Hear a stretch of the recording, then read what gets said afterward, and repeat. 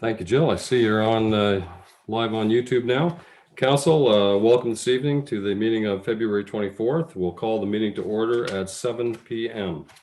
We have 234 pages of agenda, so we'll get right into it. Today's meeting is being held as a virtual meeting due to the declared emergency. In order to keep everyone safe, we are taking this measure to help stop the spread of COVID-19. Although this is a virtual meeting, we'll attempt to record, stream live, and to publish in accordance with Council's electronic recording of meeting policy. Due to the pandemic and the requirement for social distancing to keep you safe, we are not able to allow the public to attend this meeting. Normally, by attending an open public meeting of the municipality of Southwest Middlesex, you are consenting to your image, voice, and/or comments being recorded and published. Today's meeting will be streamed live as well as recorded and published on the Southwest Middlesex YouTube channel and website. Council, is there any disclosure of a pecuniary interest by any member of council or the general nature thereof? Yes, Councillor Cowell, go ahead. I have a pecuniary interest with regards to the consent agenda item number 5P, and I am forwarding on that information as we speak. Thank you very much, Councillor Cowell. Any other conflict, Council? Seeing none. Additions to the agenda, there have been none submitted. So I will move, I'll entertain a motion that the regular agenda of Council dated February 24th be accepted as presented. Thank you, Councillor Ian Crothers. Seconder for that, please. Councillor Doug Bartlett. Discussion. All in favor? Motion carried. Item number 4 on your agenda, delegations and presentations. We'll start with Enbridge Gas. We welcome Stephen Jilich, Daryl Arnold, Allison Chong, and Brian Lenny. If they're available, you may have the floor. And unmute yourself, ladies and gentlemen.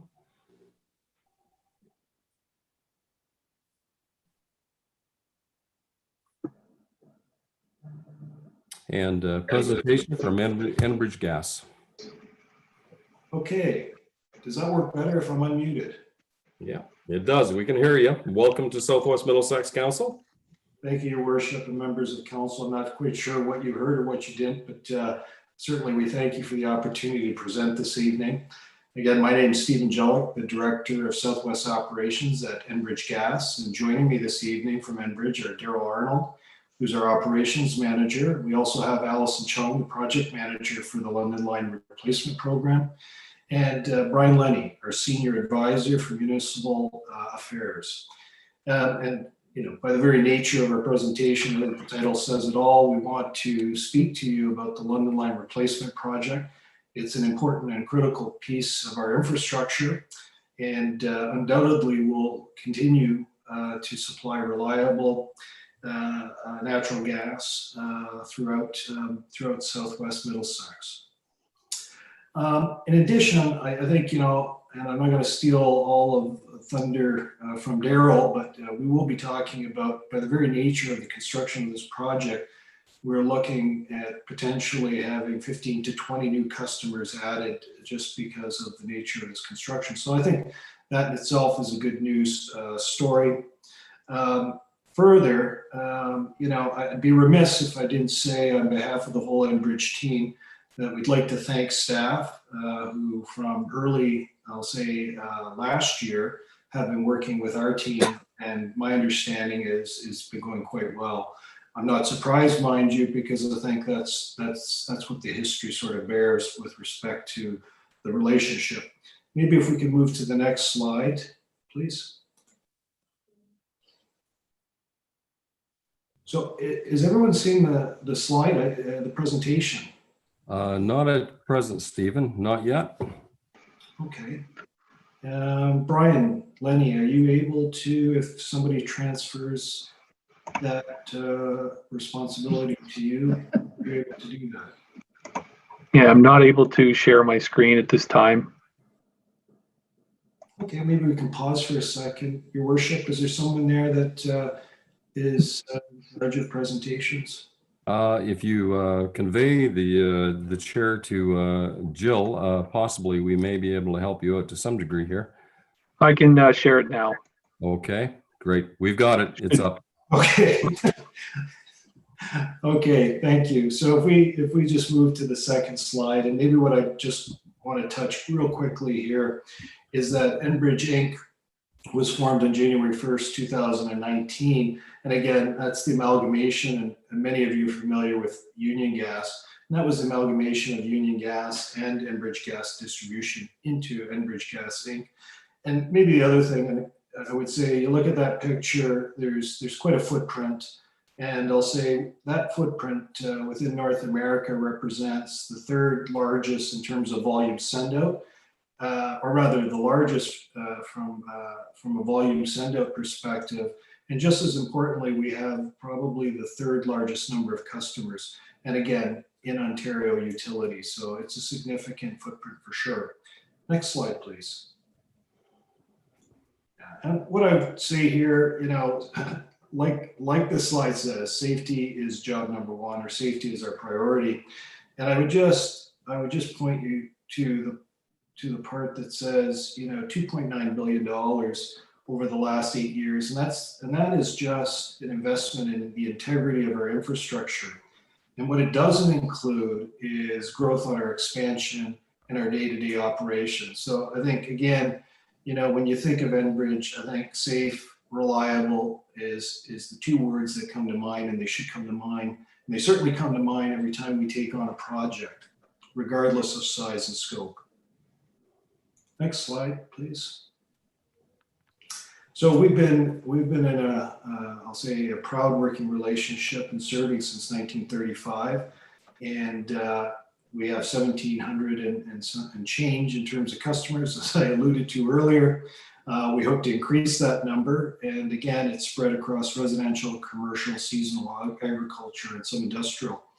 And I'd be remiss if I didn't mention that, again, we're the only utility that pays taxes, and our assets for the most part are really passive, meaning at the end of the day we don't require snow clearing or garbage pickup. So again, just a point that we'd like to make, and we're happy to do that, quite frankly, as good community players.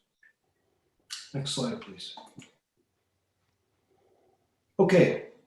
So having said that, I think this is the perfect point for me to transition the rest of the presentation to get very specific on the London Line replacement, the scope, and I believe Daryl's with us to take on that piece. Over to you, Daryl. Yeah, thank you, Steve, and thanks again to Council for having us this evening to talk about our London Lines project. So, important project for us in the southwest region of Enbridge Gas. So, our existing London Lines pipeline system, as you can see, starts at our Don compressor station in the township of Don Euphemia and runs up to our Komoka transmission station just inside the Middlesex Center there, the municipality Middlesex Center, and so.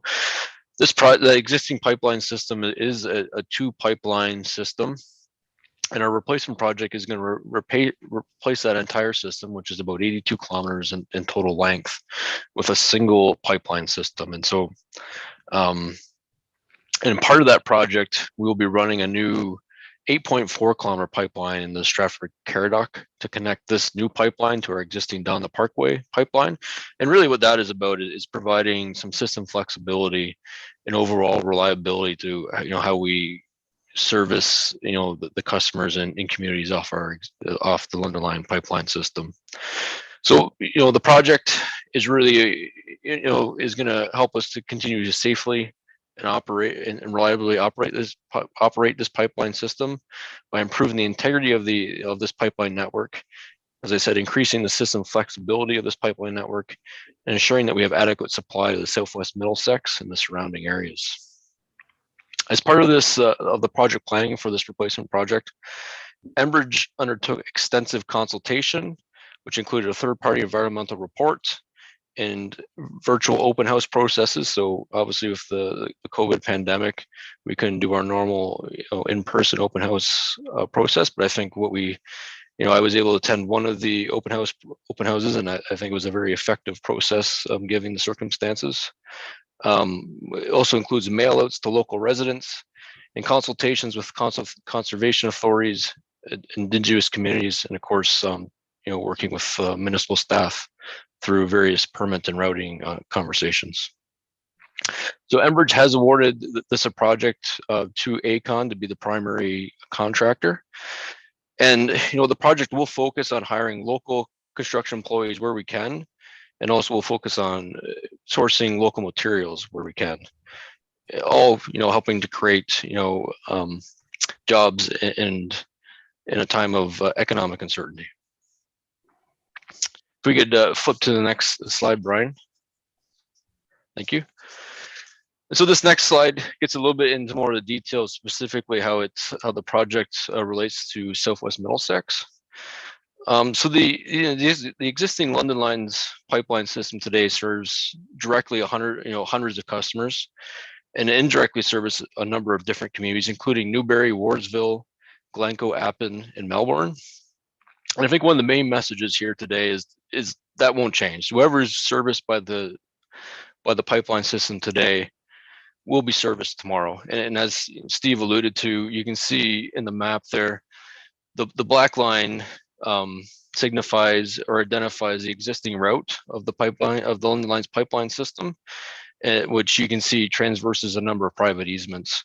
And you can see the route that has been proposed for the new pipeline system follows more of the right of way. And that's what allows us to engage, as Steve alluded to, 15 to 20 extra properties that currently don't have natural gas service. So I think that's a really good, as Steve said, a really good story for this project.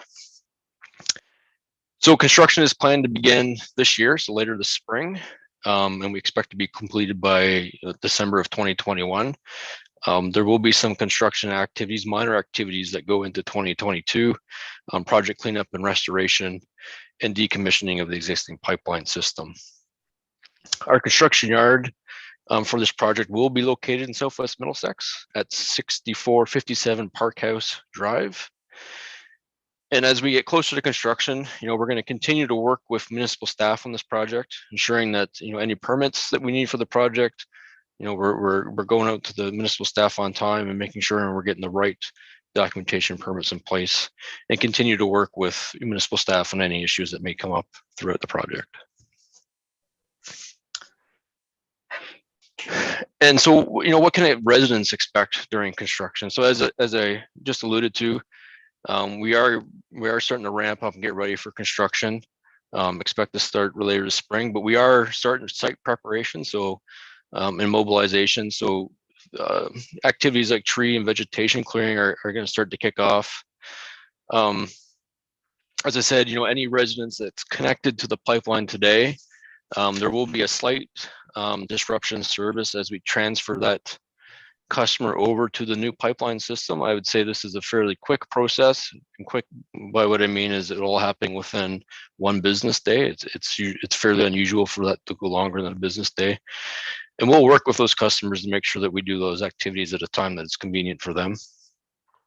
And any resident that's not connected today, we'll be reaching out in the near future with those customers to talk about how, if they're interested, how they can connect to the pipeline system.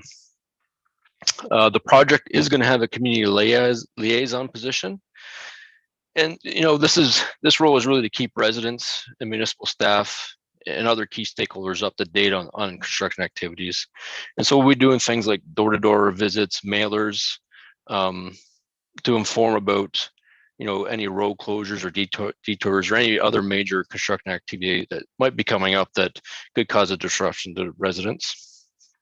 This liaison person will be available also to respond to any other concerns, comments, or questions, and help to take action to resolve any issues that are coming up. So they're going to be a key person for us on this project to interact with, any individuals within the municipality that are being impacted, and certainly to work with the municipality.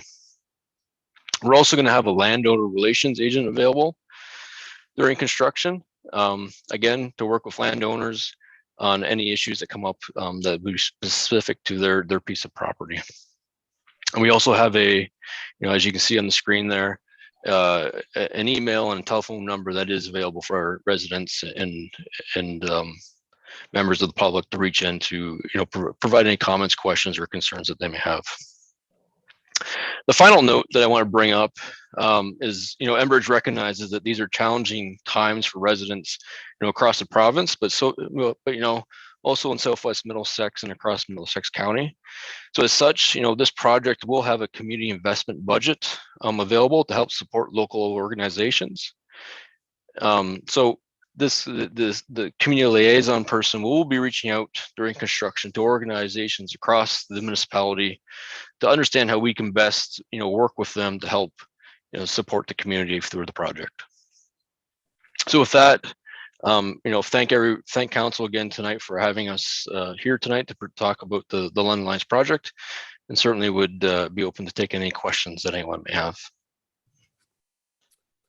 Thank you very much. If we could go back to full screen, it would be great. If you're done your slideshow presentation. Thank you very much. We really appreciate that, Stephen, Daryl, and Brian.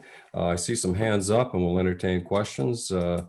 Councillor McGill, Deputy Mayor Wilkins, and I believe Councillor Cowell had her hand up. We'll take them in that order. Go ahead, Mark. Yep. Thank you, Mayor Mayhew. My question is from a landowner along the part of the pipeline that goes through Mosa Township there, where the pipeline kind of cuts on an angle right through the farmers' fields. And I see you're saying project cleanup and restoration and decommissioning of existing pipeline in 2022. So I'm assuming that means removing the existing pipelines. And the question the landowner had for me was, he wondered if he was going to be compensated for the damage to the land when that was done. But then at the same time, I'm sure all the landowners will want that pipe removed. They wouldn't want it left there. Could I just have your comments on that? Yeah, I think so. Councillor McGill, thank you for that question, and I'll maybe turn that over to Allison to speak to the project, what our common practice is, and how we handle. So, Allison, if you can provide sort of an overview of how we handle what Councillor McGill has identified as a concern, or would like an answer. Sounds good. Yep. So for the pipeline that's running through private easement right now, that's one of the things that our landowner relations agent is doing, is reaching out to each of the landowners to understand if their preference would be to have the pipeline removed, or if that's too disruptive, if leaving it in place is an option as well. So it's something that we're going to be working with or continuing to work with landowners on that piece for their individual preferences. Okay. Thank you. Mark, does that handle it? And Greg, I'll take your question, but there's a few in the queue ahead of you. Deputy Mayor Wilkins, go ahead. Thank you, Mayor Mayhew. I appreciate that. Thank you very much for coming tonight and for the presentation. It was very informative. I first of all would like to ask the question, when you talk about the 15 to 20 potential new customers for hookup, will there be a charge to those customers for that? Okay, I'll let Enbridge answer that for you. Go ahead, any one of the three of the panel. So, Allison, I haven't had an opportunity to take a look specifically where those customers lie, but I mean, I'll say the policy, I think in most or with this particular situation, it's a farm tap that we're looking at for these. Would that be correct, Allison? And do you have sort of a ballpark in terms of what that might be in terms of costs? I don't have a cost because it also depends on how long the service would end up running for each individual customer. It is something that we're looking at having done after construction or coordinating with it, but the pipeline would have to be up and running prior to us being able to make that connection. So that's something that our regional supervisor is working with to best plan how that can happen with the least disruption to both the municipal right of way as well as with the landowner. So that's something that's still in development for that, but it would happen after pipeline commissioning at the end of 2021. Okay. Thank you very much. Yeah, Councillor Cowell is in line, followed by Mr. Storms, followed by Councillor Scholdeis. Go ahead, Krista. Thank you. I have two questions. One of them is related sort of back to what the Deputy Mayor asked. With some customers, with the line changing a little bit, will there be some customers who lose their connection as a result of changes? And then my second question is about the community investment budget. I could, Stephen, I could handle those two if you like. Sure. So thank you for the question. And so in regards to your first question, the answer is no. Anyone who's currently connected to the pipeline will maintain that service. There will be no change. There'll be no change to that. In regards to the community investment budget, the exact figure is still being finalized, but we have a representative who's just started on the project by the name of Natasha Carr.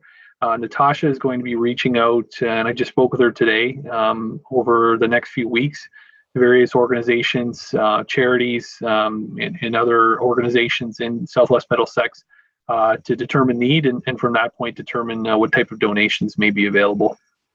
I would just add, Brian, there will be no costs to existing customers for the tie-over service either. Yep. Sorry, I forgot that. Yeah, correct. That's fine. Thank you. And Councillor Cowell, that satisfies you? Greg, thank you very much for your patience there. Go ahead. Sorry to keep you waiting there. Yeah, thank you, Mayor Allen. Through you to Allison. Allison, I wonder if you could just kind of update council on, you have talked about the, the pipe that is on private property, but I wouldn't, I'd like people to know that there is a double run of pipe and that, what will be happening with the pipe that's on public property. Sure. So the bulk majority of it, the plan is to follow the franchise agreement and to abandon in place. We are reviewing the pipeline that is there based on historical records, as well as any safety hazards that could arise from leaving a pipeline in place. So particularly around the aerial crossing. So there are some exposed above ground pipe crossings of some ditches.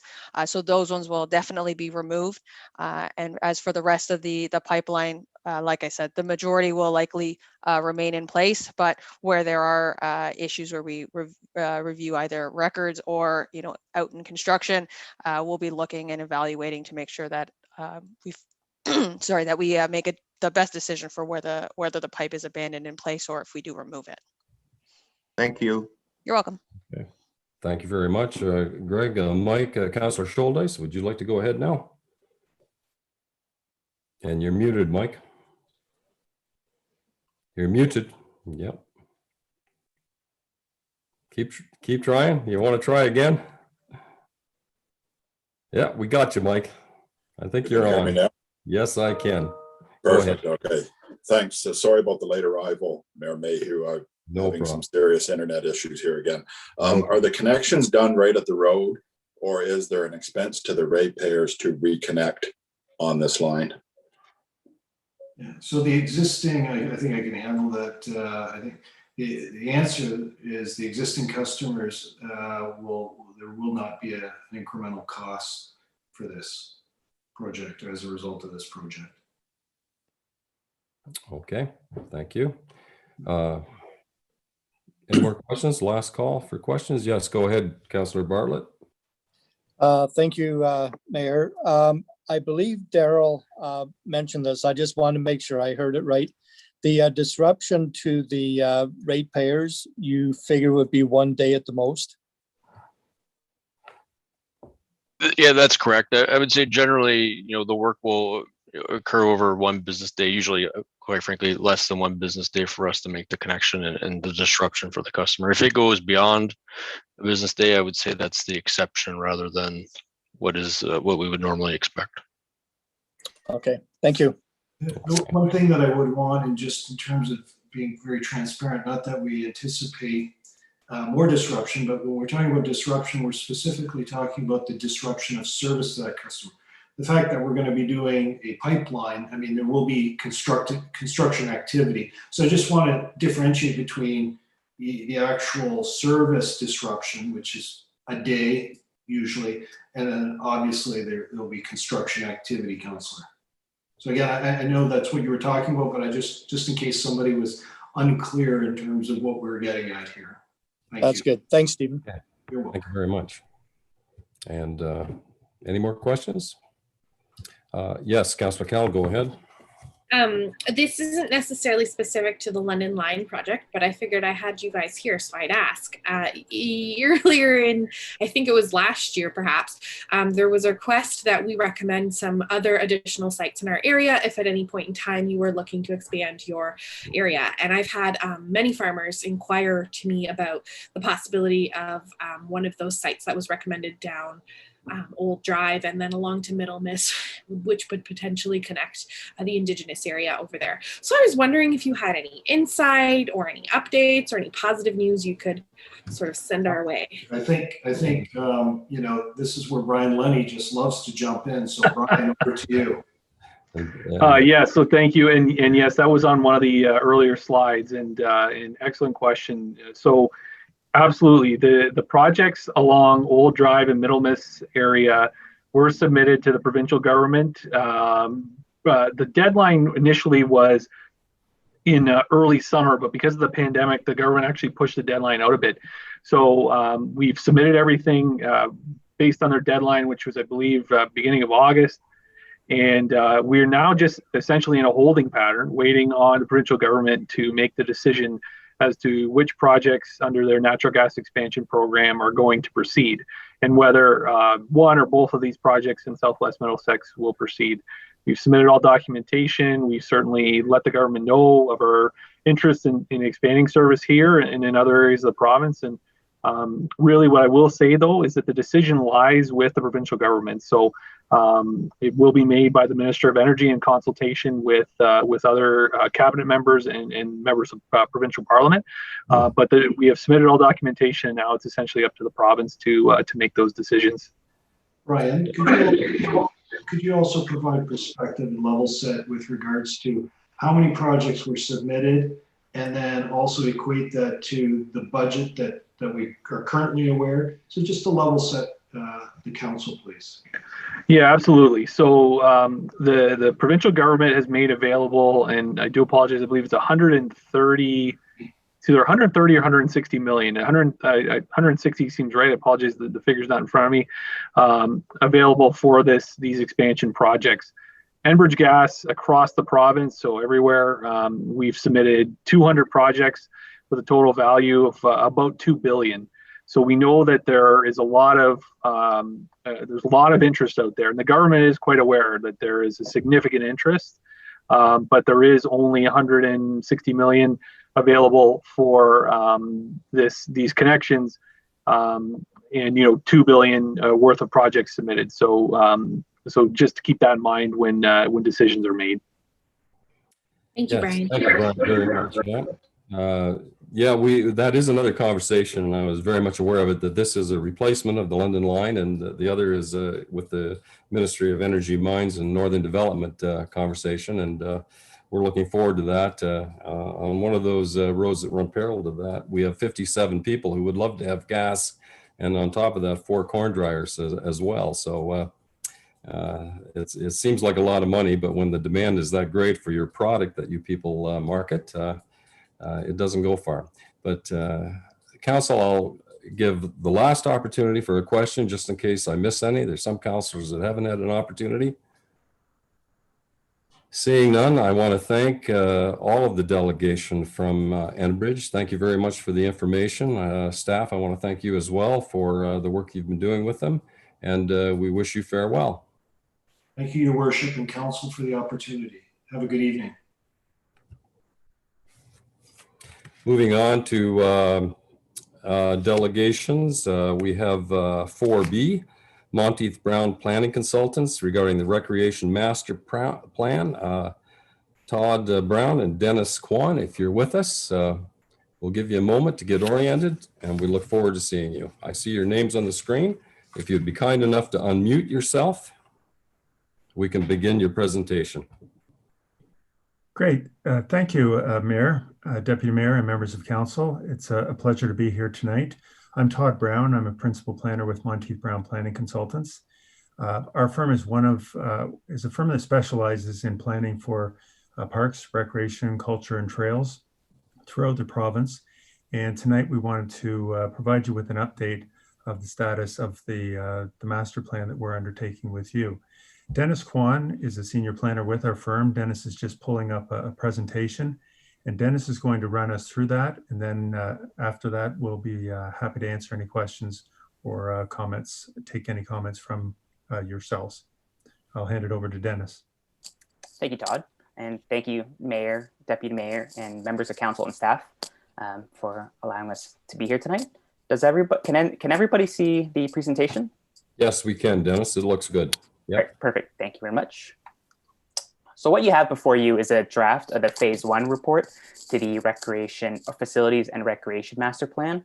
We're presenting this report to you for your information that highlights what we've learned so far about Southwest Middlesex. And tonight we're looking for you to receive the report and to provide us with any comments that you may have before we proceed to the next phase, which will be commencing shortly. So the purpose of the Facilities and Recreation Master Plan is to establish strategies to meet the needs for parks, recreation, and culture opportunities in Southwest Middlesex over the next 10 years. It's the municipality's first master plan, and this is a good time to be doing one as the province is currently easing restrictions on COVID-19 pandemic. We're seeing that there's certainly a pent-up demand for getting out and getting active. So this is certainly a top-of-mind issue for many people. The scope of the master plan is quite broad. It looks at recreation and culture infrastructure, programs and services, parks and trails, service delivery and practices that are the responsibility of the Facilities and Recreation Department.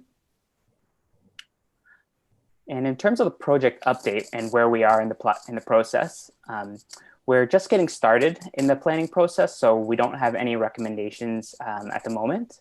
The Phase 1 report that you have in front of you summarizes everything that we've learned so far.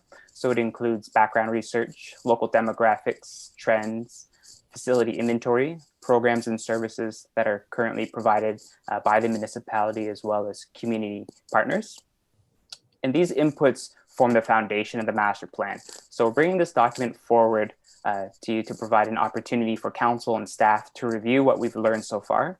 And it ensures that the information that's contained within the report is correct before we go any further, and that there are no gaps in our research. So Phase 2 is where we'll be doing our consultation with the public and stakeholders, and I'll touch on this, this phase in more detail towards the end of the presentation. And Phase 3 and 4 is where the draft master plan will be developed, and it'll involve taking all the tasks that were from Phase 1 and Phase 2 and conducting a needs assessment for facilities, parks, programs, and services. And that will also be reviewing usage data, participation data, best practices. And with that information, the needs assessments will be developing recommendations that will also include an implementation strategy where we'll be taking those recommendations and identifying which ones are high priority, medium priority, and low priorities. And once the draft master plan is complete, we'll be going back out to the public for additional consultation to test our preliminary recommendations prior to finalizing the master plan, which we're targeting a completion date of June of 2021 of this year. So one of the first steps that we undertook was to review existing background documents. And this ensures that the master plan is consistent with these documents. So there's the Framework for Recreation in Canada, as well as the Parks for All document. And these two were two national guiding documents for municipal parks and recreation providers. We also reviewed the Middlesex County Cycling Strategy, which identified a number of cycling routes through Southwest Middlesex. There's also your strategic plan, which specifically identified the need for a recreation master plan, as well as we reviewed the municipality's official plan, which contained policies related to parkland and recreation. as well as other documents, including the economic development strategy and the multi-year accessibility plan. So these were just some of the key documents that we've reviewed to date, and there are many others that we have also reviewed as well. And the key findings from all these documents will be considered and incorporated into the master plan as it's developed. So in terms of the community profile, it's very important to understand how the community is growing, where it's growing, and as well as who lives in the community now and in the future. And based on recent population projections from Middlesex County, Southwest Middlesex currently has a population of approximately 6,000 residents for 2021. And over the master planning period, it's estimated that the population will grow by approximately 13% to 6,700 residents. The municipality's population is aging, and this is a trend that's consistent with the rest of the province. And this does suggest that the municipality may face additional pressure for services that are geared towards older adults and seniors, although there will be a need to continue to provide balanced opportunities for all age groups and abilities. So some of the trends that we're seeing in the sector, the municipalities, including Southwest Middlesex, are experiencing aging infrastructure. And as a result, decisions need to be made with respect to additional investment in facility renewal, facility repurposing, or removing assets entirely.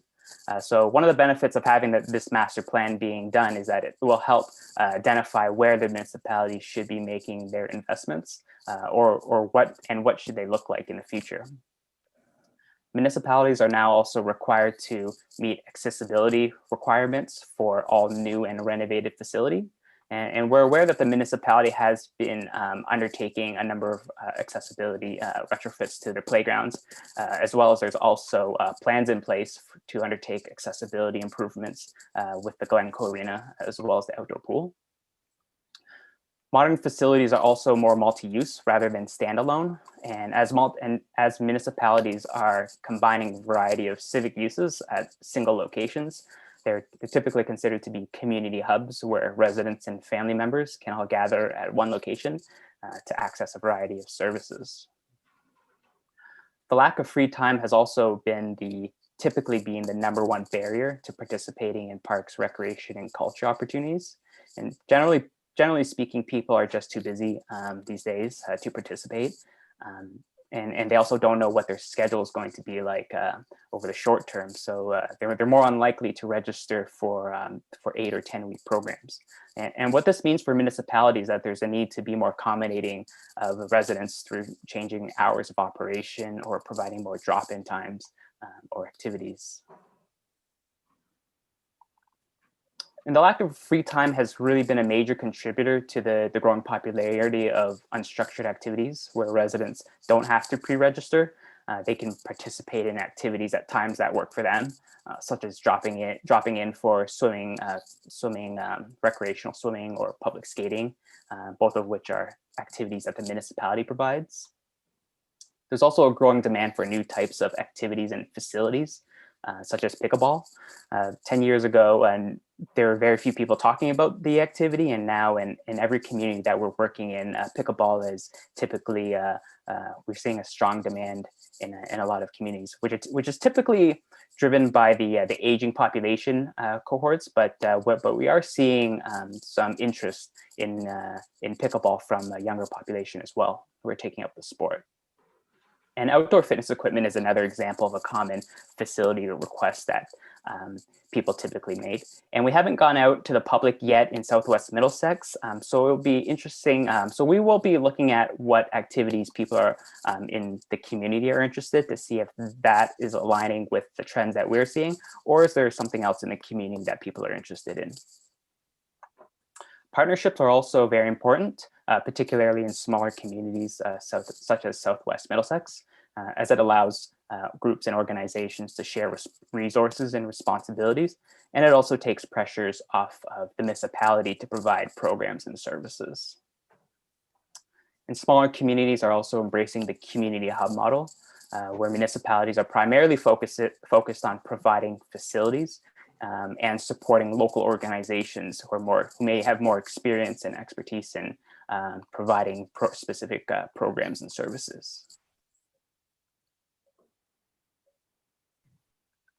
So we're certainly living in unique times with the COVID-19 pandemic, and there's growing research on the potential impacts that the pandemic may have, and that we now need to consider. So the master plan will be prepared with a pandemic lens in mind. As more people are working from home, those that have left smaller communities to jobs that may be located in larger communities, those people are now moving home to less urbanized communities are seeing a bump in population. And while municipal indoor facilities have been closed for a period of time, there is a strong demand for outdoor spaces such as parks and trails. There's also a shift. There's also a possible shift in prime time demand. Historically, the prime time facility hours have been around between 5 p.m. and 11 p.m. during the week.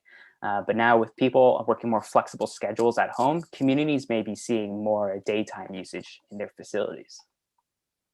And in terms of operational changes, there may be enhanced protocols, policies, and procedures for cleaning, customer service, and other areas that may add additional costs and time to staffing.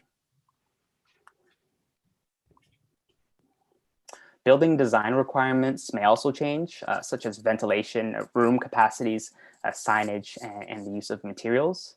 And continuing to provide residents with up-to-date, real-time information and constant engagement has been important as people are always looking for the most up-to-date information, and they're seeking activities that are close to home in their community. Rethinking partnerships also need to be considered, as many communities often rely on other spaces such as schools, and due to closures as a result of the pandemic and unknowns in the future, municipalities may be faced with more pressures to provide space for the residents, as well as community groups. There's also greater use of technology with Zoom and virtual programs. Those have both been popular methods to stay engaged and to participate. But it's also important to remember that there's also a digital divide, as not everyone is comfortable with using technology, or they may simply lack access to technology. In terms of the parks and trails in Southwest Middlesex, the municipality currently has approximately 12.4 hectares of parkland, and the master plan will be looking at whether that parkland supply is sufficient, or if there is a deficit, we'll be looking at where those gaps are, how much parkland is needed, as well as how should that parkland be acquired, either through parkland dedication as part of subdivision development or other acquisition methods. The municipality does not have any trails, but the pedestrian network is made up of sidewalks within settlement areas, as well as park pathways. As I mentioned earlier, the Middlesex County Cycling Strategy has identified a number of cycling routes through the municipality. So we'll be looking at those opportunities, and at a high level, we'll be exploring potential trail development opportunities that should be considered over the long term.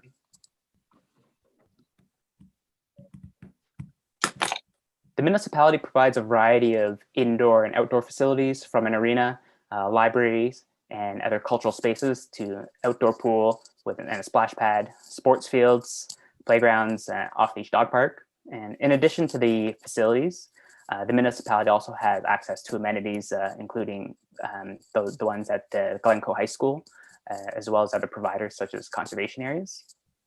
And the master plan will evaluate facility needs moving forward over the next 10 years, with consideration given to a variety of factors, including demographics, trends, usage data, and public input.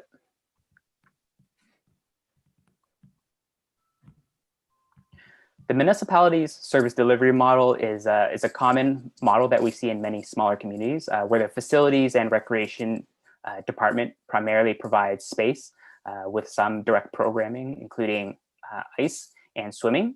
And the department also works with the recreation committee to promote existing programs and services, service providers in the community. And the master plan will review the municipality service delivery system to identify gaps in programs, services, policies, and partnerships and other areas to ensure that the department can meet the needs of residents over the next 10 years. So that summarizes the information that we've collected to date. The next step of the master plan process is to engage the public to collect input to be considered as the plan is developed. The consultation process is scheduled to be rolled out within the next week or so, and it'll take place throughout March. We're currently working with staff on finalizing the consultation material. And we anticipate that will be ready to be launched shortly. And just to add to the consultation piece, since the pandemic began, we've really transitioned all our consultation activities online using tools such as the municipal websites, social media, surveys, and video conferencing tools to help get the word out and to engage with people and speak with stakeholders. We've had very strong success with these methods, and we found that through these online tools that we've been able to engage people, more people, as well as a wider audience, as it can be more convenient for them to participate from home. So the first consultation tool that we have is the virtual public information center, and this will be This will be a project webpage that we set up on the municipality's website to raise awareness about the project, as well as it will contain information that will be very similar to the information that was presented tonight. That will including highlighting background information that we've collected and trends and demographic information as well. We're also launching a community survey to collect information about participation preferences, barriers, satisfaction levels, priorities for investment, and also provides an opportunity for them to provide any additional input that they would like. The survey is being done online, but in order to engage residents that might not be comfortable with doing it online, we're also having hard copies as well that will be available at community facilities.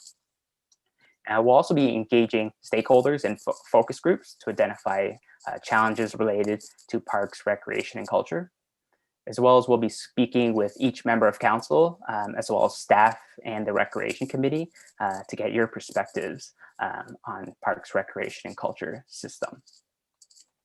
And in addition to these consultation activities, residents can also submit comments through an email address that staff are creating, as well as they could submit written comments to any community facility, and staff will forward those comments on to us as the consultants to be considered.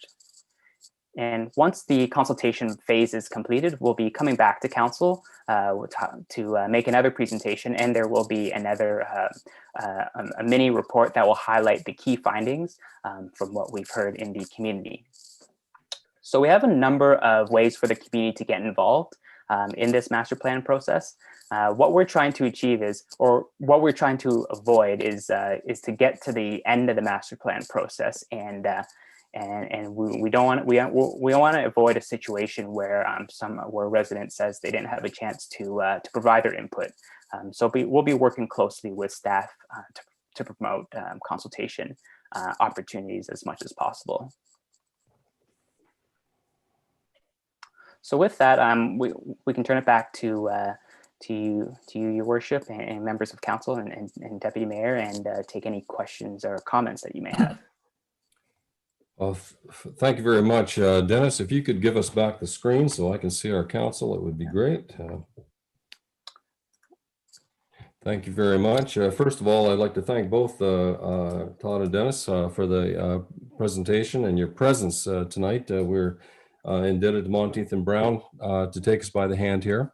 I'm sure there'll be some questions with council, and we'll take a few moments to entertain those questions. Yes, and it's on my notes to give Greg Storms the first place to get on here, because I know he's extremely excited by it. And Greg, I had a note right in front of me that before any councilor asked a question, I was going to offer the floor to you. So go ahead.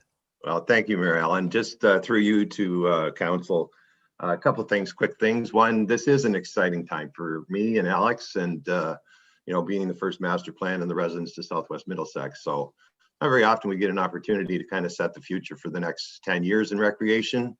And for me, that's a very exciting time. The other thing I'd like to do is I'd like to thank the staff that have been involved in the steering committee, Christy, Denny, Alex. I didn't miss anybody, did I, Alex? I don't think so. We've been sitting with Monteith Brown and Dennis throughout to try to provide information to get this document completed. And I really appreciate the amount of work that's gone into the background document that we see today from our staff. So I just wanted to thank them for the work that they put into this. Thank you, Greg. Council, your opportunity rather to ask questions. Go ahead, Councillor Bartlett. Thank you, through you, Mayor.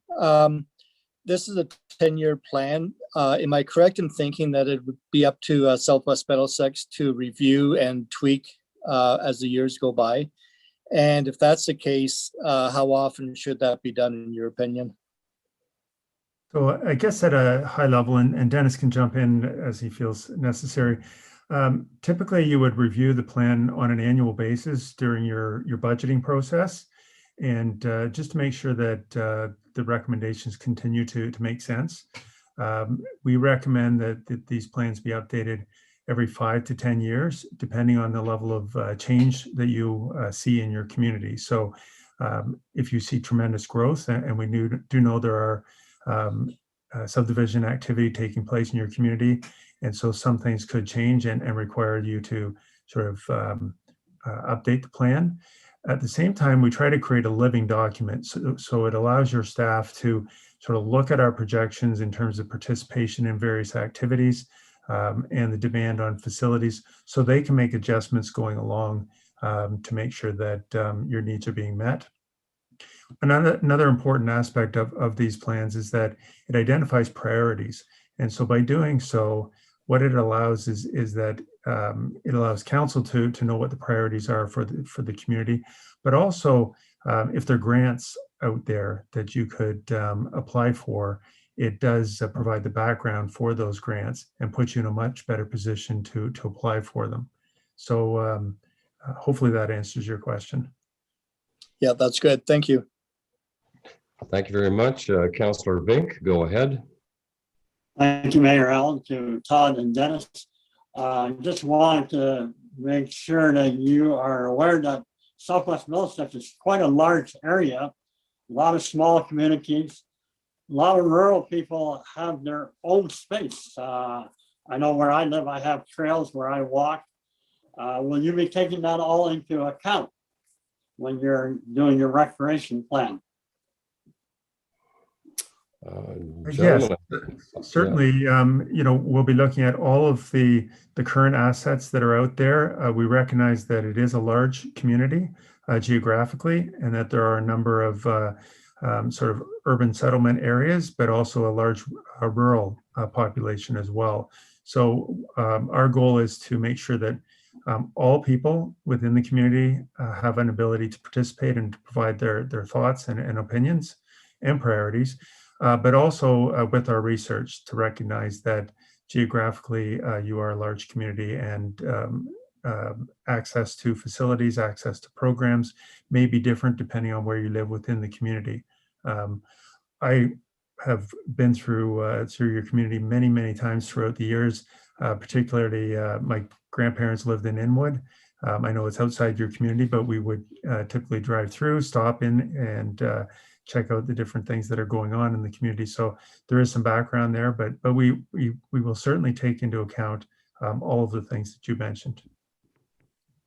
Thank you. Council, any additional questions? Councillor Scholdice, I see your hand. Thank you, Mayor Mayhew. Am I unmuted? You are. I sound good, Mike. Perfect. Thanks.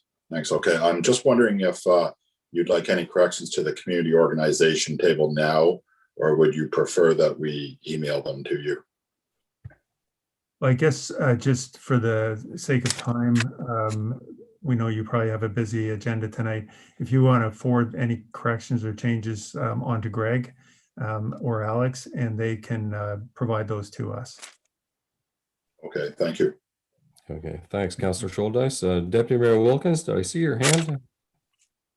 Yeah, you did, Mayor Mayhew, but actually between Doug and Martin, they've both been answered, so I'm good. Thank you. Thank you very much. Any further questions? Gentlemen, you've done these plans throughout communities for some years, and you've done many of them. It's a tough question, but with the size of our municipality being 6,000 people, smaller than many, what's our footprint look like, Dennis or Todd? You gave a list of the certain attributes of the recreational components we had. Are we starting from scratch, or are we starting with a good base? I guess this is a personal question of opinion, I guess you would say. Yeah, I guess, to be fair to the process, certainly we come in with an open mind, and we do want to hear from your community and develop a plan that is very much unique to your community, and make sure that it recognizes what your community is looking for. However, just coming into the community and looking at the assets that you have, the relationships and partnerships that you have, you're definitely not starting from scratch. You have what appears to be a good supply of parkland, particularly in your urban settlement areas. With an arena, an outdoor pool, splash pad, and really some sort of private or semi-private offerings, curling being one of them. You have a lot to offer. So it's really a matter of looking at what you have right now, seeing how we can maximize that, work with your community, work with your staff to see if there are ways to improve utilization.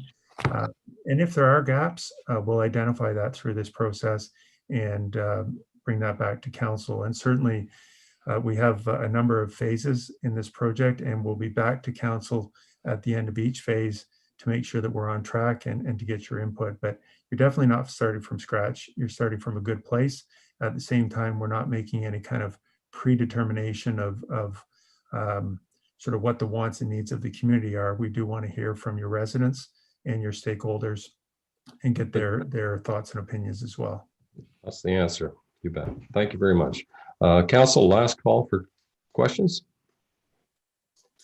Seeing none, I want to thank you gentlemen. Greg, thank you for your enthusiasm on this. I know that staff worked very hard along with you on this, and we appreciate those efforts. And I don't have to wish you a safe drive home tonight, gentlemen. You're in the comfort of your own home. So good night. Good night. Thank you. Thank you very much, everyone.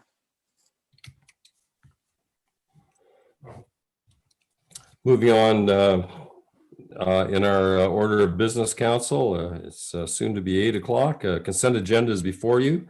I will go through the consent agenda. If any, I'll look up after I read the subject matter, the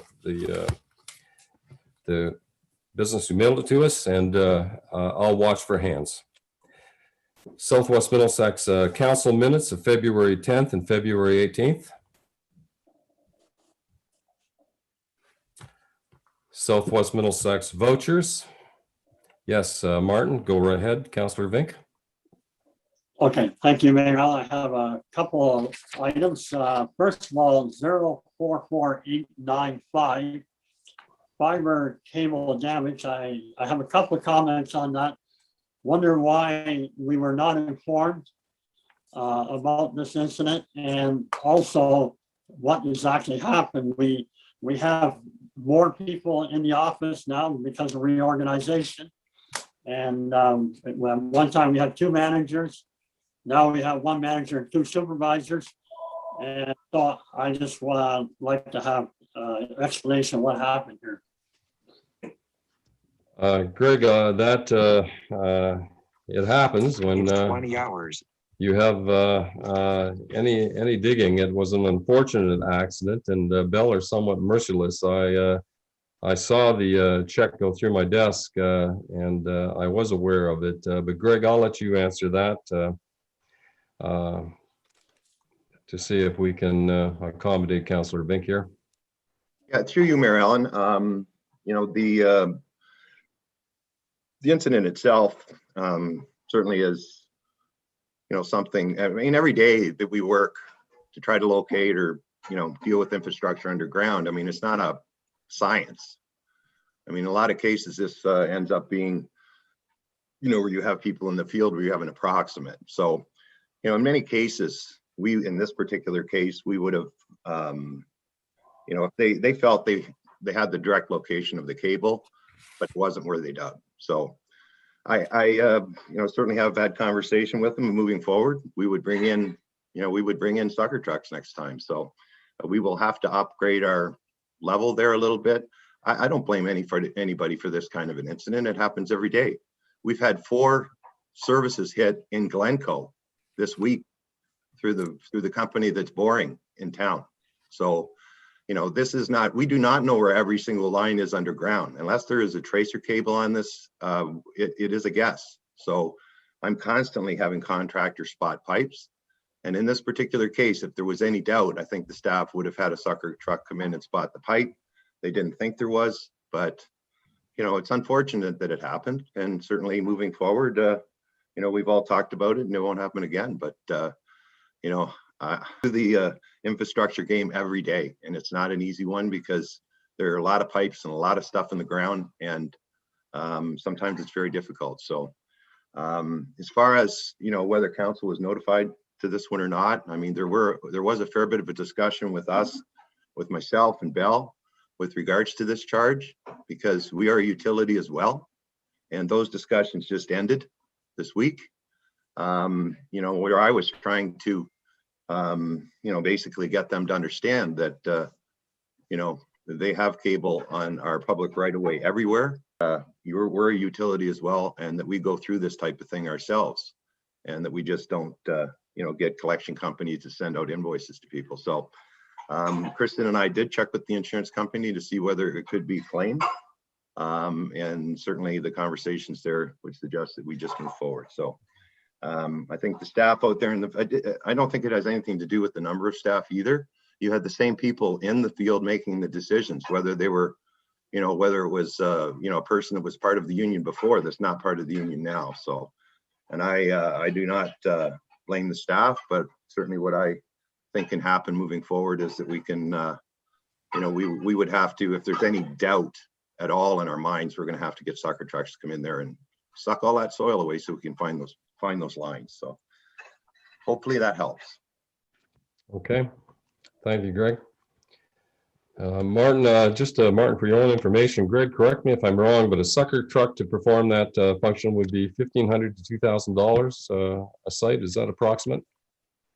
Yeah, depending. I mean, in this particular area that we're in, yeah, I think that's what we would be talking about. And again, I mean, you know, sometimes people want to get the same result and not spend as much money, and I don't blame them for that. But also at the same time, we do not need a result like this moving forward. Yeah. Okay. Okay. Council, we'll move on. Any other questions on vouchers? Yes, Mark. Councilor, go ahead. Yes, I have one more, Mayor Allen. Yep, Yes, go ahead. Okay, thank you, Mayor Allen. 044912. I know this is what council passed, but I'm referencing this situation with what's happening in Wardsville. Why should all the ratepayers have to pay this $20-some thousand cost when in Wardsville the ratepayers over there are going to be getting municipal drains? So in other words, why is this not incorporated into a municipal drain? Greg, I'll let you handle that if you can. Well, I mean, the difference for me would be that if in Wardsville, it would be the road authority that's petitioning for a municipal drain. In this particular area, there's a whole number of things to understand. Firstly, this is not a new issue. This issue was here long before I arrived in this municipality. It was an issue on Rose Street, and certainly the mayor is aware of this, and a couple properties on Anderson, where water was draining through properties to get to where the development in Tanya was. So we knew that that was not going to happen anymore once the development started and once the development agreement was signed, because that developer had the right to stop the water from going onto his property. And if you remember, there was a big lake there. So they used to run that much water onto this property. So if you remember, we did bring this dilemma to council, and council approved basically what you have in front of you today. The difference is that I think in Jill's report, she had quoted the actual infrastructure cost and not the cost to obtain the easements legally. And that's, you're seeing the whole cost of those two easements. The development in Tanya basically has benefited from this, there's no doubt. The general taxpayers, we put this back to the residents. We've offered them options to get rid of their water in their backyard. So, you know, certainly what we brought to council was extremely reasonable. And there will be many cases moving forward where this type of thing happens, not just in Glencoe, but in other communities as well. We will be faced with the dilemma with the Wardsville Stormwater Management Plan, where, you know, the road authority is going to have to pursue legal outlets to get rid of road water, county road water as well as our own. And that will be something that the general taxpayers will have to come to the table on. And it may not be that we put a municipal drain. If the people in Wardsville do not want a municipal drain, then the road authority is still going to have to obtain legal outlets for their water. So, you know, I don't ever look at anything like this as a, you know, one community versus another community. I look at this as Southwest Middlesex. And that, you know, when we had that dilemma in front of us, we brought that to council, and council approved the development agreement, which included the two easements. So I don't know, you know, I remember having the conversation, so I can't say much more than that at this particular point. But what it did do is we have a brand new subdivision that doesn't have water problems. And we have the people on Rose Street that now have an opportunity to get rid of their water. And even if they don't want to use the easement, the Public Works Department has come to the table and said, look, if you want to gather yourselves together, we will certainly allow you access to the road network off of, you know, off Rose Street as well. So, you know, you know, what we did was you know, we gave the residents an opportunity when a new development came in that was going to affect their living. So that's the way we looked at it, and that's what we brought to council, and that's what council approved. And that's about all I can offer on that one. No. Okay, thank you, Martin. Thank you, Greg. That is a long explanation. And many years ago, I put a catch basin in my back property and laid a significant amount of tile, and at my expense. But the municipality at the time offered me an outlet. They did to take my water, and I appreciated that. Council, we'll move on. Last call for voucher questions. I do appreciate council asking Kristen these questions in advance, and I know many of you have. We'll move on. C, Southwest Middlesex Economic Development Minutes. General Hiller vaccine update regarding his task force. AMCTO President's open letter to Ontario municipalities. Resolution of Conmee Township. Resolution of Guelph, Aramosa Township regarding freedom of information. Letter from the Honorable Ernie Hardiman regarding easing of restrictions on food that's processed from home. LTVCA 60th anniversary. We congratulate them for that.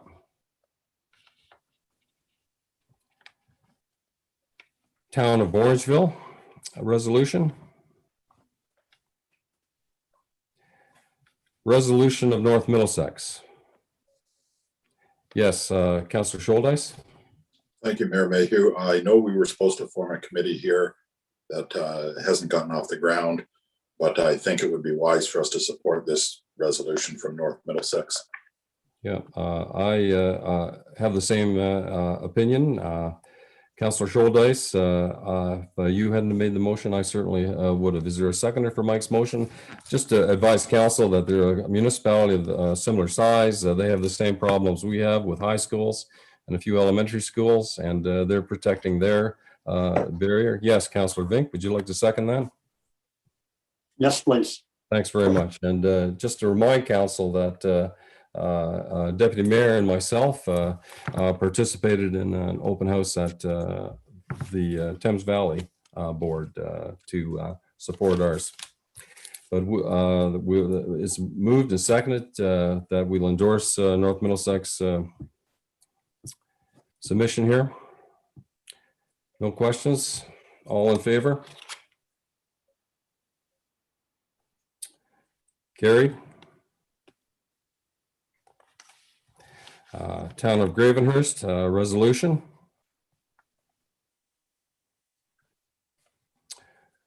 LPAT case number regarding the Crothers property. Council will be familiar with that. That has been withdrawn.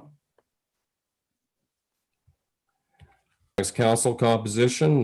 This is something that we're mandated to look at, and I believe status quo is in order. I see two hands here.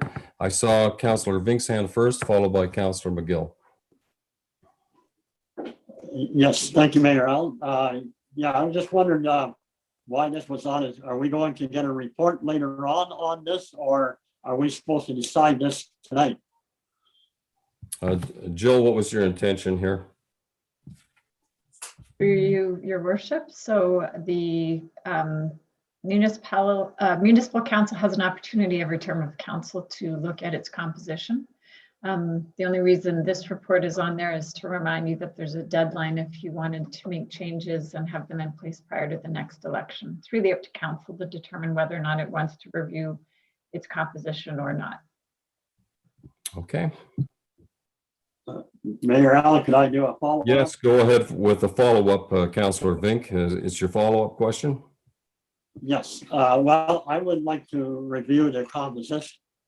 So I'm not against having a report later on this year. I know it has to be done before year end, but I would like to see a report with the neighboring communities, how many council members they have on council, and compare it to ours.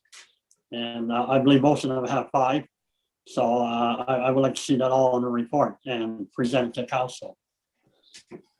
Okay, I may come back to you, Councillor Vink, and if you want to put that in a motion. Councillor Scholdice, you'll have to hold on just a minute. Councillor McGill's ahead of you. Mike, you're after Mark. Go ahead, Councillor McGill. Thank you, Mayor Mayhew. I think Martin kind of asked my question. Yeah, it seems to me if Martin wants to see this reviewed, he should make a notice of motion so it comes before council this year. Thank you. Okay. Thank you. Councillor Scholdice, your turn. Thank you, Mayor Mayhew. I'm just not sure whether Martin's going to make the motion now, or is it going to be in the form of a notice of motion? If he's making the motion now, I'll go ahead and second it. Martin, you have that prerogative as a councillor? Yes, I'd like to make a motion that we review the composition of our council at Southwest Middlesex. Okay, and can you ask that staff provide a report? Would that be acceptable? Okay, Yes, it would be. Okay, thank you. Councillor Scholdice, is that comfortable with you? Yes. Okay, it has been moved and seconded that staff review review the composition of council and bring it back. There is Councillor Cowell is first, followed by Jill second. Go ahead, Councillor Cowell. I won't be in support of this motion. I've had residents already reach out to me as this was going to be on the agenda. And at this point, they didn't have an appetite for that. They said that they already feel like, especially in Eckford, I'm not so sure about the Wardsville and Mose area, but they felt like they already weren't getting the representation at the table that they felt they deserved. And so they were concerned that if the numbers decreased, that they would see even less representation in their specific ward. They felt that this council is very Glencoe-centric, and that they were concerned if there was a decrease in councillors that would have a negative impact on the outlying municipalities. Not municipalities, wards, pardon me. Thank you. And Jill, go ahead. You take the floor. If I can just ask for clarification about the motion. It's just specific to the size of council. That's the only matter that council is interested in looking at. Is that correct? I believe so. Martin, it's the number of councillors that you want studied. Is that correct? Well, I did ask for a report, so I would indulge Jill to, if she had some added thoughts to it, I wouldn't have a problem with something being added to the report as far as council composition is concerned. Okay, council, any other questions on this? And what we're doing, we're not making a decision. It is a report. If it passes, council, I must say I have been talking to people who have approached me on this subject, and they asked me my thoughts. And at this time, my opinion was status quo. That it was a subject we did not want to get into, that I did not want to get into. I could not speak on behalf of council, but mine was status quo. Does any of council need clarification on the motion? Yes. Okay. If council decides, is this something that some municipalities have referendum questions on their elections? So obviously it would mean that there wouldn't be a change in the next election, but it could mean that the people would get to have a say on how they wanted to be represented. So I'm just wondering if this can be a referendum question, and if it would be, yes, that's what I'm asking. Okay. Jill, would you like to answer that in terms of policy? So the direction right now is just to come back with a report related. It's not a direction yet, but the motion that's on the floor is just related to a report from staff on council composition. And if it were to come to council and they wish to make changes, that's up to council. They can do that. If you want to have a question on the ballot, that is another option. You have to, that's a pretty legislated process, and in fact allows for people to lobby and advocate and campaign on it as well. And the difference being that if you get a specific number of voters that are have voted within the election and a majority of those people vote for it, you're required to follow what it is that they have voted for. Okay, council, last call for questions. Okay, I think I can remember clearly when amalgamation went through, it was, the conversation was, how are the wards going to be represented, and will it be fair representation? And we fully realized at the time it would be a council of 8, and as opposed to 5 or 6, in order to get that ward representation that Councillor Cowell alluded to. Okay, I'll call the question. If everyone's got Deputy Mayor Wilkins, I don't want to miss you there, Mary Gay. Go ahead. Thank you, Mayor Mayhew. There's nothing stopping us from doing a survey on our website before we receive the report, is there? The motion has been made and seconded, and that's what we're going to call upon. If the motion fails, that's something that we can entertain. You can ask the 2 councillors who made the motion if they want to consider amending it, but currently there is a motion on the floor. Should that not pass, I think that suggestion should come up. Councillors, Councillor Vink and Councillor Scholdice, are you comfortable the way the motion is right now? I have no problem with adding a survey, Mayor Al. Okay, all right. Councillor Scholdice, you've seconded the motion. Are you comfortable with that? Do we get much response from these surveys? I would let Jill or Kristen answer that. So through you, Mayor, the survey results are a pretty low percentage of the population. And it generally tends to be people who are interested in the subject matter. It does give you an indication of how some people in the community are feeling, for sure. The only comment I would make is that if the staff report were to come back, we certainly can include the opportunity for public consultation if council is going to review its composition. It might be easier to have something to put out to council at that time following a report and a discussion. Okay. Thank you. Councillor Scholdice, last question. I prefer to see it held off until we get the report and then decide on public consultation at that point. Okay, all right, but I agree with that, Mayor Allen. Okay, so the motion stands. We will call it. Okay. All right, council, does anyone require clarity on this? Mark, you're shaking your head there, and Councillor Crothers, I see your hand up. So I'm trying to use your body language here. I'm going to allow Councillor Crothers to go first. He has his hand up. Mark, I just saw some concern on your face there. Councillor Crothers, go ahead.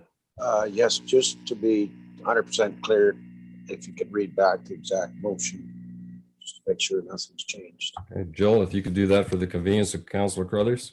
That staff be directed to prepare a report on the composition of council. Okay. Mark, any questions? No, I understand the motion. Okay.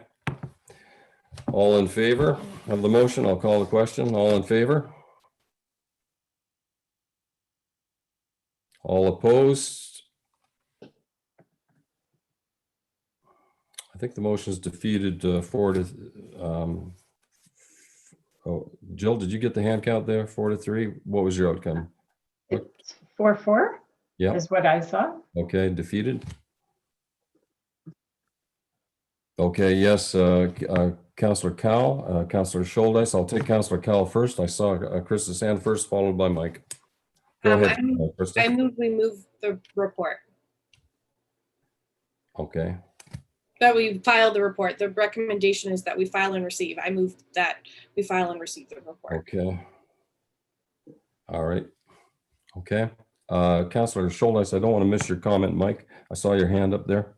Go ahead. Thank you, Mayor Mayhew. I was just going to point out the irony that we are discussing council composition and the motion was defeated with a tie vote.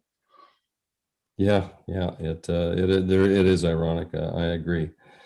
I worry about representation for all wards, and I think that in our decision making, and we have to think of all of the 3 wards.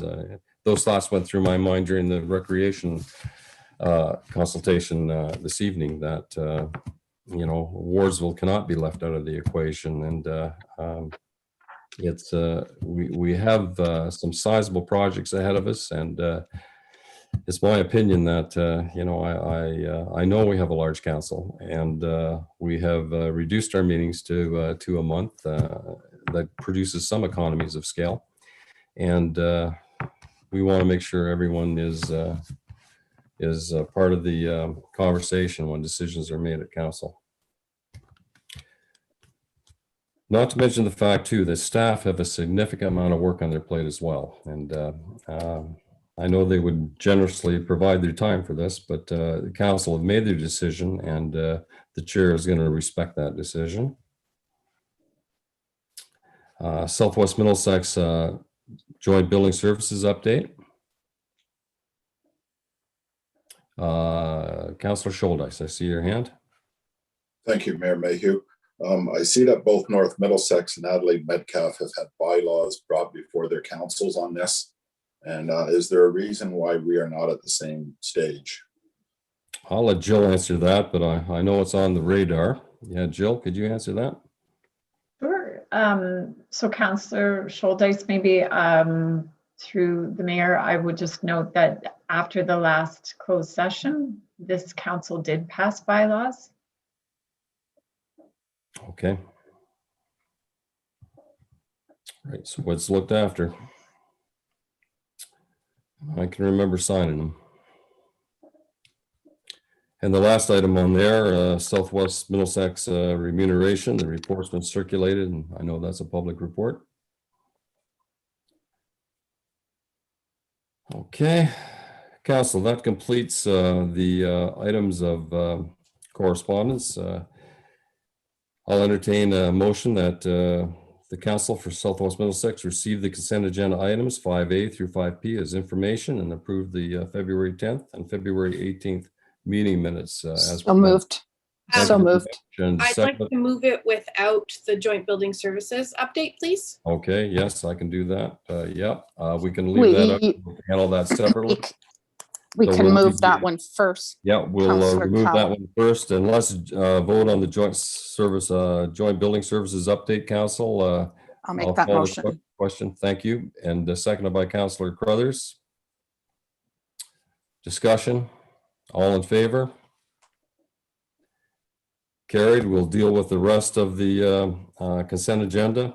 I'll ask Council again to entertain that motion. I know Councillor McGill's hand was up, I believe, and Deputy Mayor Wilkins, you still are in favor of moving the rest of the consent agenda, Deputy Mayor?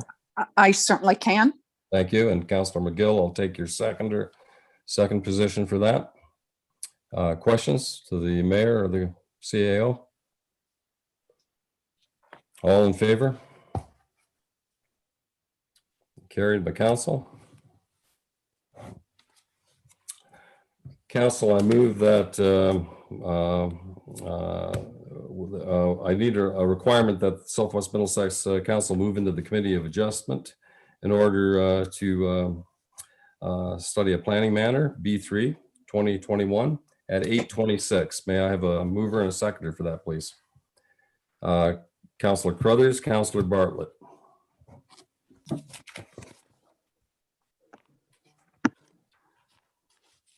Thank you, Council. We're in Committee of Adjustment now. We'll call the meeting at 8:27.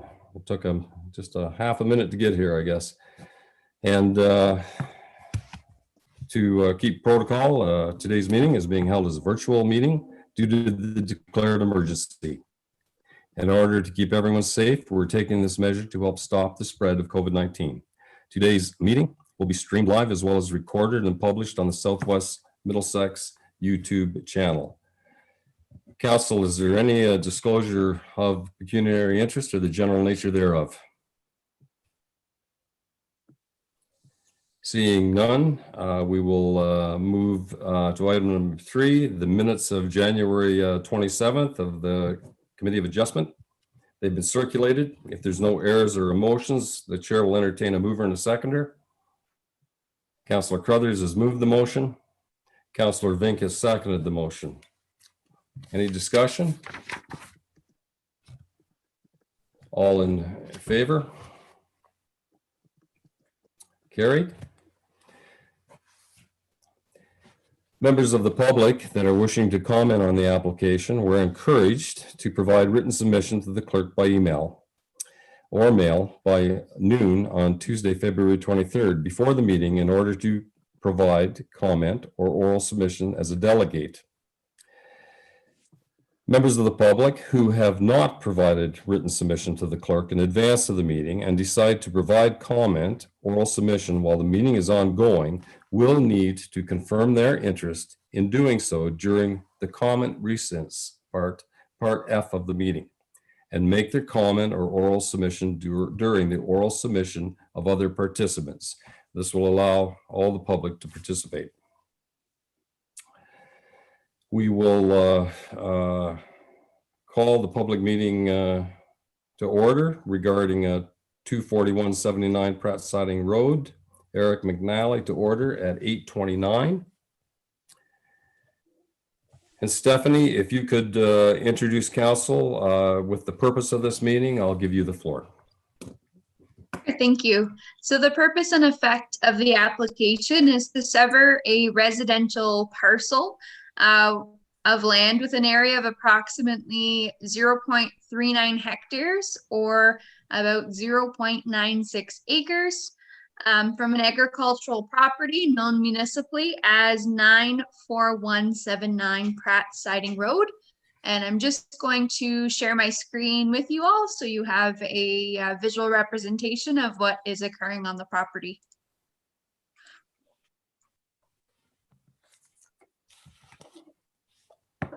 All right, so the lands proposed to be severed contain a single detached dwelling and an accessory building and are serviced by a privately owned well and septic system. The severed lands have an existing access off of Pratt Siding and no change of use is proposed at this time. The retained lands contain agricultural land and crop production and an existing barn. And the lands are unserviced as they are used for agricultural purposes. A portion of the retained lands does contain significant woodlands. If you can see my cursor, it's mainly the area that is visually woodlands. They also contain hazard lands as per the Schedule F of the Southwest Middlesex Official Plan and are partially regulated by the St. Clair Region Conservation Authority. The provincial policy statement, the county official plan, and the Southwest Middlesex official plan generally permit lot creation in agricultural areas to dispose of a dwelling surplus to a farming operation as a result of farm consolidation subject to evaluation criteria. Staff are of the opinion that the application is consistent with the PPS and in conformity with the county and Southwest Middlesex official plans, as the applicant has demonstrated farm consolidation and the proposed severed lot is considered to be of an appropriate size to accommodate the dwelling and the services. Staff note that a zoning bylaw amendment application will be required as a condition of the consent, which will prohibit any new dwellings from being constructed on the remnant agricultural land as per the official plan requirement. The applicant has proposed to retain the existing barn on the subject lands. If you can see my cursor here, on our aerial mapping, there is 2 barns. The applicant has advised that the barn closest to the dwelling has already been demolished and they're looking to retain the one that is further away from the dwelling. And so staff have recommended as a condition that a change of use permit be obtained in order to ensure that the building is decommissioned for livestock use. And staff note that the proposal appears to remove a minimal amount of agricultural land from production as a result of the severance and are satisfied that the criteria of the official plan has been met. As mentioned, the property has private water and sanitary services. And as a condition of consent, staff have required that an adequate water supply be demonstrated and that a qualified septic installer confirm that the septic system is wholly contained on the severed lands and that the system is functional. There is existing access off of Pratt Siding for the severed lands. However, staff have required as a condition that a new entrance be established for the remnant agricultural land if one does not already exist. The proposed severance was evaluated against minimum distance separation and staff do not have any concerns. And staff have required as a condition that both the severed lands and retained lands be rezoned to recognize the residential use of the severed lands and to prevent the new dwelling from being constructed on the remnant agricultural lands. And the applicants have provided a concept plan for the lands to be severed as part of the consent application and have demonstrated that the minimum lot area and lot frontage are being met. Confirmation of setbacks between the existing single detached dwelling, accessory building, and new proposed lot lines will need to be submitted as part of the rezoning application. And if any deficiencies are identified, staff recommend that a site-specific zoning apply And the same would apply for the remnant agricultural lands. And so staff are satisfied that the criteria for a severance of the surplus farm dwelling severance on the lands have been met or can be appropriately addressed to the conditions of consent. The application was circulated in accordance to the requirements of the Planning Act, and we did receive the following comments from agencies. So Bell Canada has no concerns. The county engineer has no comment. Enbridge Gas has noted that there are service lines running within the area which may or may not be affected by the proposed severance. Should the proposed severance impact these services, it may be necessary to terminate the gas service and relocate the line according to the new property boundaries. Any service relocation required due to a severance would be at the cost of the property owner.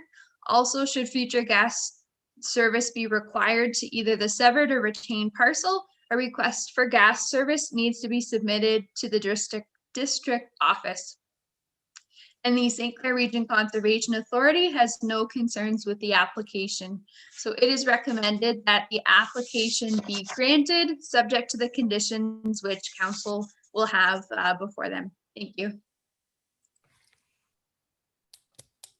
Thank you, Stephanie, very much. Following the procedure, the applicant will be allowed the opportunity to speak to this application. Jill, are the individuals present? I believe we have the agent present. Okay, yes. There we go. Yes, Nick, how are you? Great, thank you, Mayor. Nick, you go ahead, make yourself comfortable, take the floor. Yeah. Sure, just for the sake of being brief, I'll be really quick. So thank you for the opportunity to speak. As you mentioned, I'm the agent representing the landowner, and we've had an opportunity to review Stephanie's report, and that was a great presentation, very thorough, and I think she hit all the points. So we're happy with the report, happy with the recommendation for support. So we hope that committee grants the consent based on the listed conditions, which we have no issues with. We're confident we could meet those conditions within the year. So I'll leave it at that, and I'll make myself available for questions. Okay, thank you, Nick. You stay tuned. Council, it's your opportunity now to ask questions to Stephanie or the agent. Are there any? I'll watch your hands, and please don't just flash your hand. There's a delay on Zoom meetings. Make sure you hold them up for a few moments there just to accommodate that delay. I think Councillor Cowell's taking a drink of water. I saw your hand go up there, Krista. Okay. Seeing none, Council, Jill, oral submissions of delegates, are there any?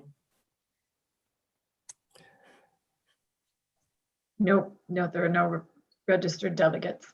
Okay, or written delegates or submissions, we can bypass that.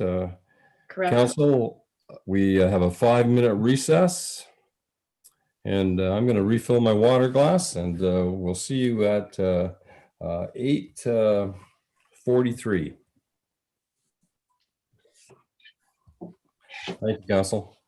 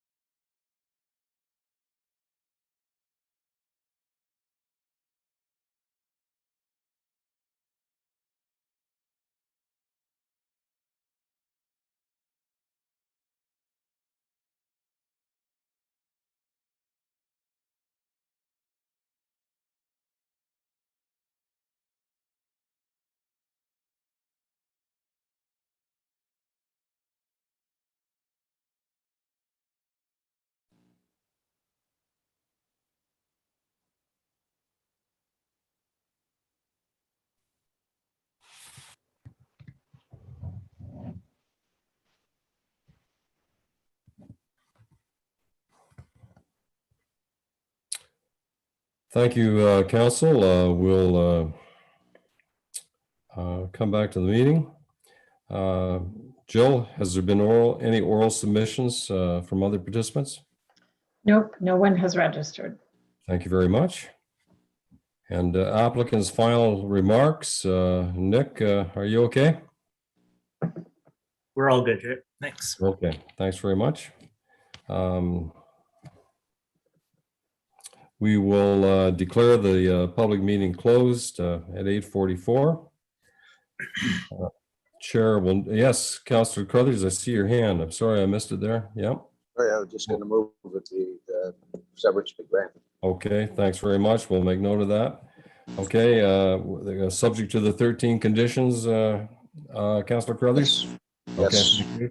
And Krista Cowell, Councillor Cowell, you'll second that? Thank you. Any questions, Council? That severance be granted as per the 13 conditions? I'll call the question. All in favor? Carried unanimously. Thank you, Council. Good night, Nick. Thanks for being with us. Thank you. Have a good night. Council, on your agenda, in closing this meeting, future meetings, March 24th, we have a committee of adjustment, and we'll adjourn the meeting, providing no other questions. I don't see any hands, at 8:45.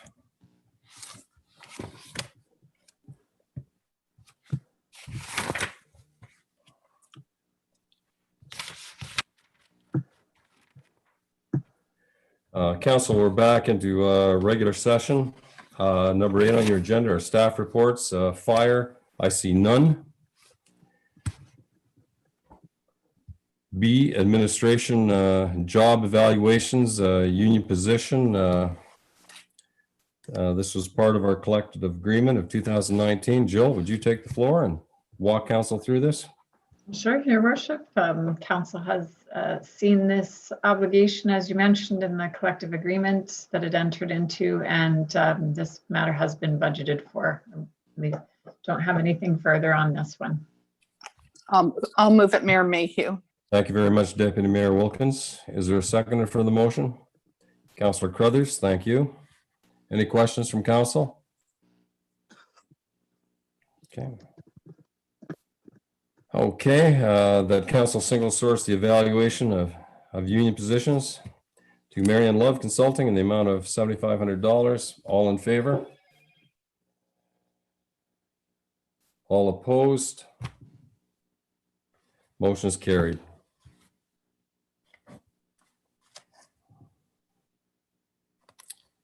Continuing on, council C is building. There are none. Finance are none. Operations. Greg, you have another report ahead of you, the municipal design standards. If you could walk council through this, it's another project I know you're quite excited about. Well, thank you, Mayor Allen, and through you to council. It is quite an extensive document with regards to sort of laying out the standards moving forward. This particular item has been, something that, most municipalities around us have done a while ago. So it does provide the standardization of the designs, for roads, water, sanitary, storm moving forward. And it's just going to help the developers, because the situation we have now is that, if we don't have any standards in place, they must grab a standard from another municipality to create their technical information that we review.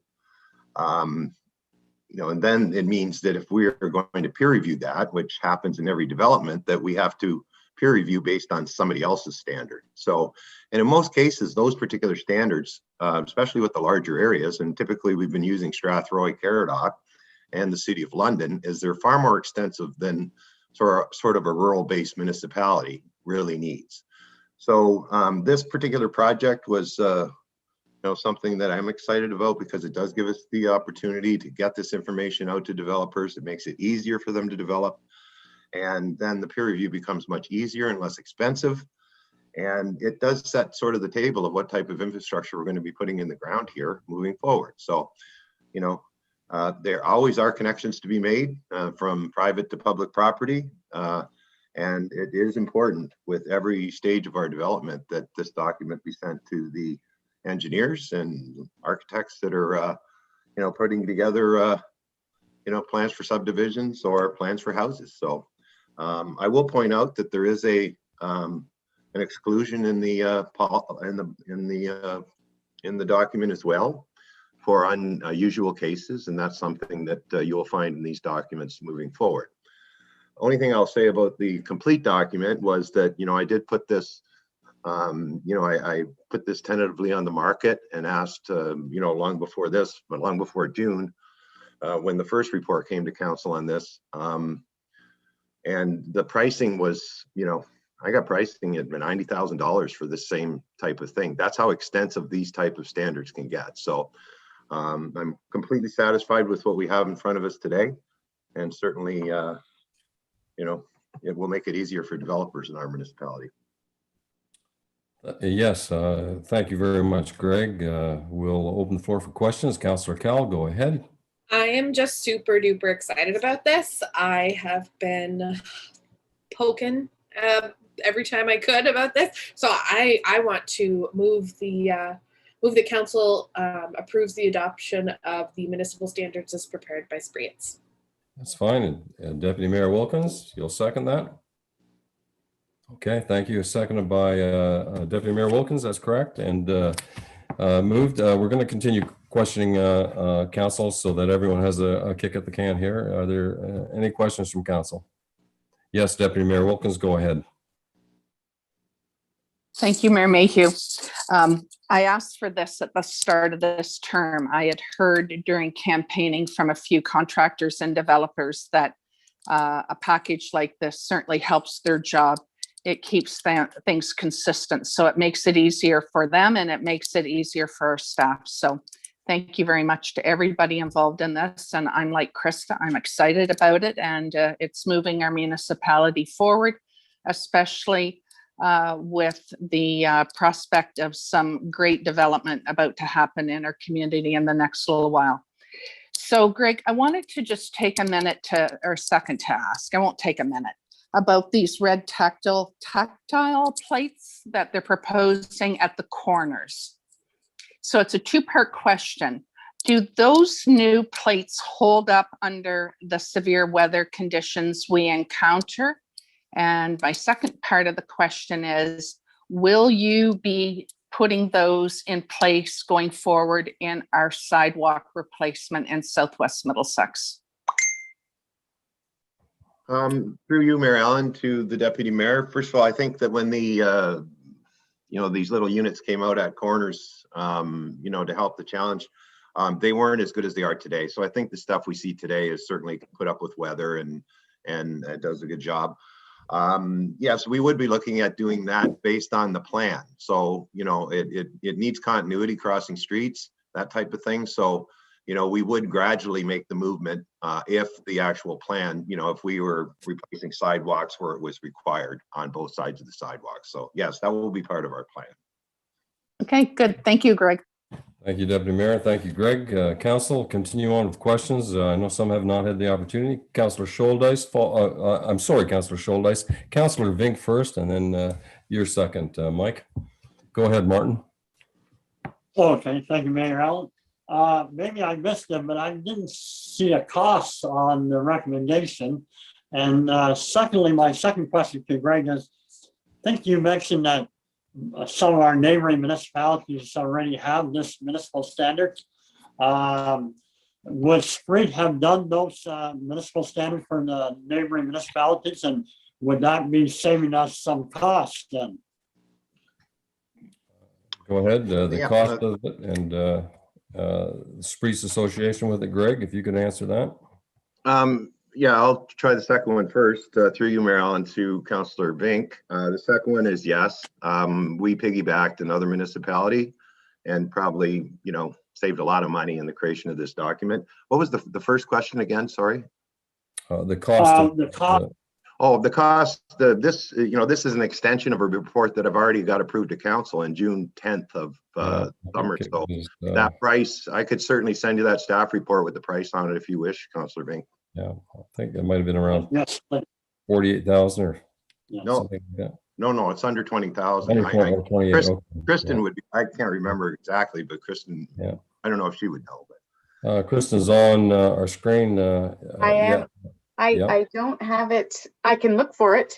No, it's See not here? necessary, but we can forward Okay. that information to Councillor Vink. Yeah, the staff Thank report you. was approved in June of 2020, so. Okay. And okay, and last call for questions. Councillor Scholdice, go ahead. Mike, you're on mute. If you can unmute there. You're good to go, Mike. Thank you, Mayor Mayhew.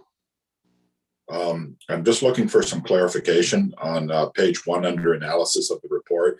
It states, once the design is completed, the peer review process will use these standards to review proposals and ensure consistency with servicing. I just wondered if I could get an explanation of what that means. Yep. Certainly, and it's a good question. Through you, Mayor Allen, I mean, with every development, I could just, I'll give you an example with the, one of the new developments that are occurring in actually, I'll use the new fourplex in Wardsville, where, they go through the planning process and they get to a point where they've completed the technical document with regards to the development.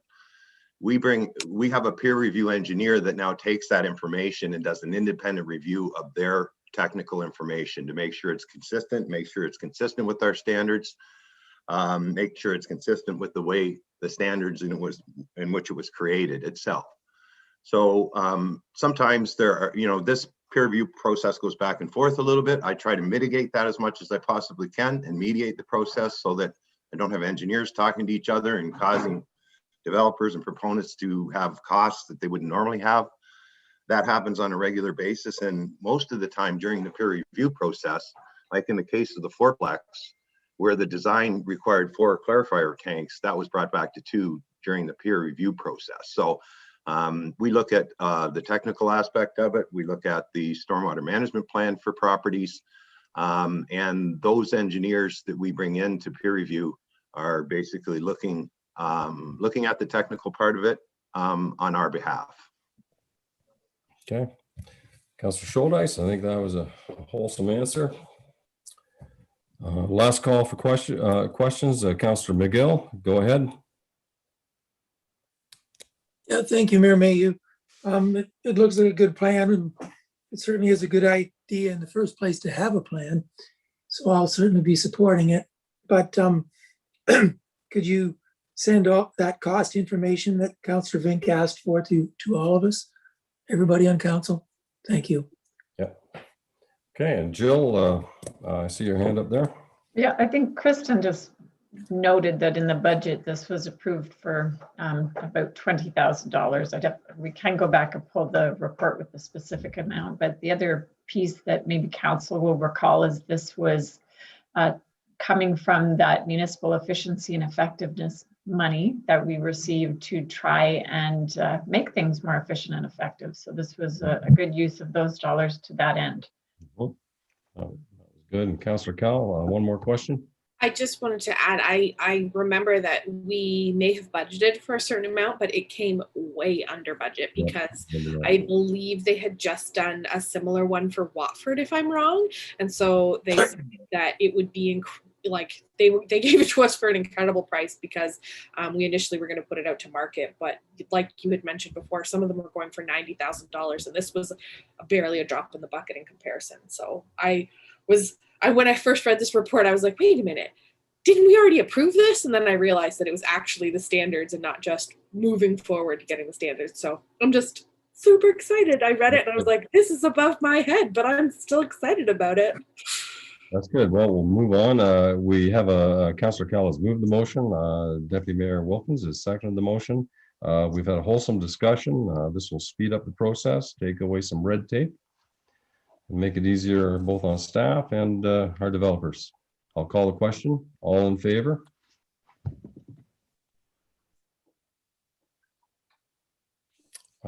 All opposed?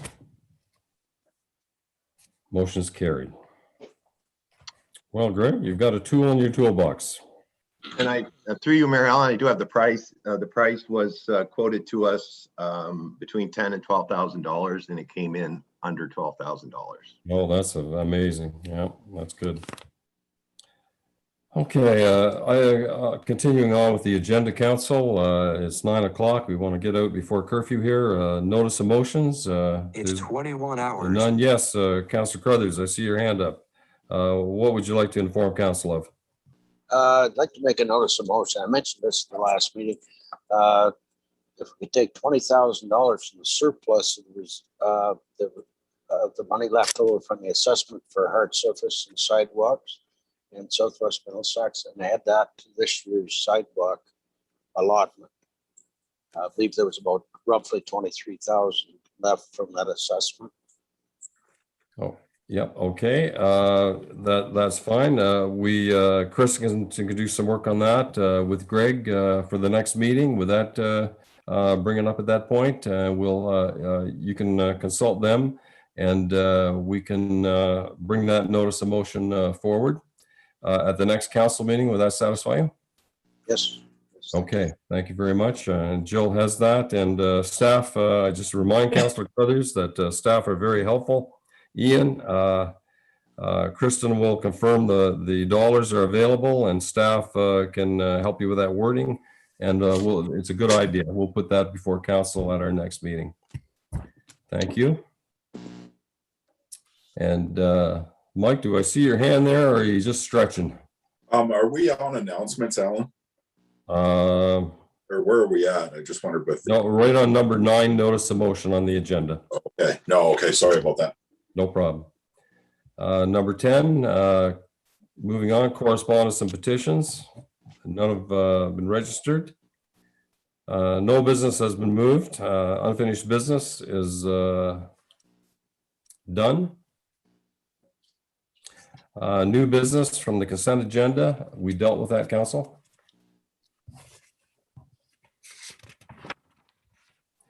County Council and conference updates. I have prepared it, and it's ready to get emailed to Jill. It'll be at the next council meeting.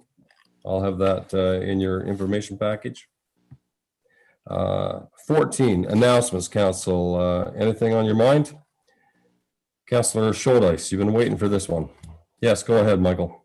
Thank you, Mayor Mayhew. I had a ratepayer contact me just before the meeting advising me that the municipal office voicemail is full, and they haven't been able to get in contact with anybody in a few days in person. So I just thought I'd pass this on. And but my question is snow removal at the arboretums. I just wondered who is responsible for it. Okay, well, first of all, thank you for the note. I'm sure Jill made note of that, and we'll look after that, no problem. And Greg, would you like to discuss the snow removal at the Arboretum? I haven't been out of town this week. If you could through you, Mayor Allen. This is the first. I don't know that we removed snow at the Arboretums in the past, so it certainly wasn't a service level that I was aware of. If it's something that council wants to spend the money on, then certainly I can look into a contractor to get that done. But these are both off a county road, and I don't think I know of no contractor that we paid in the past to go in there and plow those out for us. So if it is a service level that council wants, then certainly I'll look into the price of it and get back to you. Councillor Schuldice, go ahead. Follow-up question. One follow-up question. Yep. Thank you, Mayor Mayhew. It's just I was notified yesterday it hasn't been plowed in I think over a week since our last snowfall. I wasn't sure whether it was the county or our responsibility, but there was a stake truck that got stuck in there at MacArthur yesterday, and they got sideways in off the road. And I just wondered if there's any damage done, who would be responsible for it.